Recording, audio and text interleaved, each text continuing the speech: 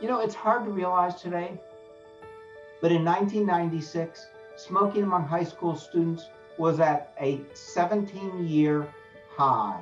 It was over 36%. I mean, think about what it was like back then. There was smoking on airplanes, smoking in classrooms, smoking in office buildings.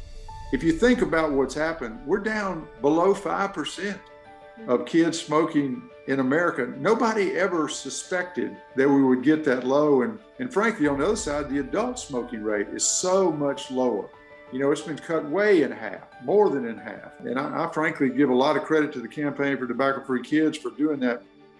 Youth advocates are fearless. They're absolutely fearless. They can lobby their peers. They can lobby United States senators and everybody in between.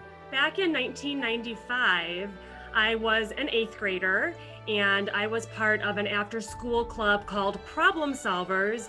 And our goal was to find problems in our community and implement real solutions to solve them. And that year, we happened to pick underage smoking. If you were to ask my uncle, he would say that it started when I was 2 and I would try to bat the cigarettes out of his mouth. But I more seriously got into it when I was 14.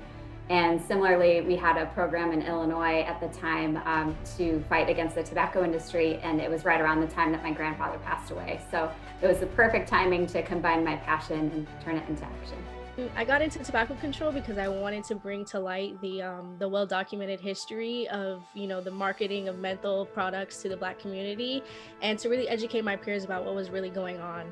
The targeting that's going towards the Black community is a social justice issue, and the health disparities that minorities face already is just crazy. But to add tobacco to the issue is just something I'm not going to continue to let slide. This is the time for the youth to really get out in the community to educate our peers. Working with our youth remind us every single day why we do the work we do.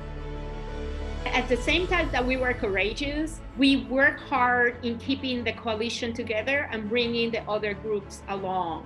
Despite all the clout that the tobacco industry had, we had a secret weapon. And it was because of Robert Wood Johnson's Smokeless States, because of the American Cancer Society, the Heart Association.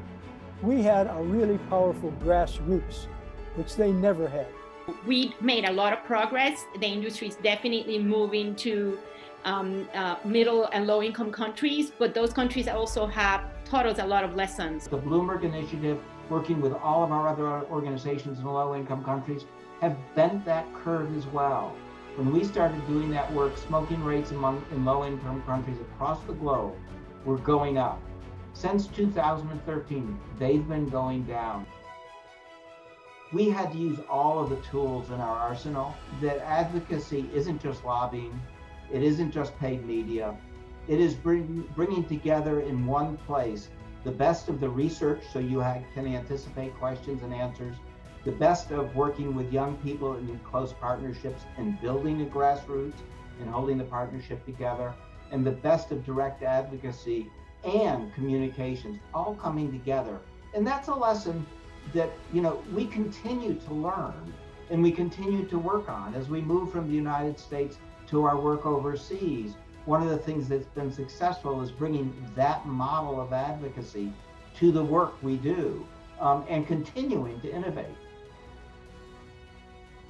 As much progress as we've made, there's much more work to do. Every day is a new opportunity, and we're not gonna give up. We will only win this battle if we stick together, stick with it, stick to the science, and really galvanize our entire community. We are every bit as passionate in year 25 as we are in year 1. And today, we have the same energy and commitment and are spending the time saying, how do we make the second 25 years even more impactful?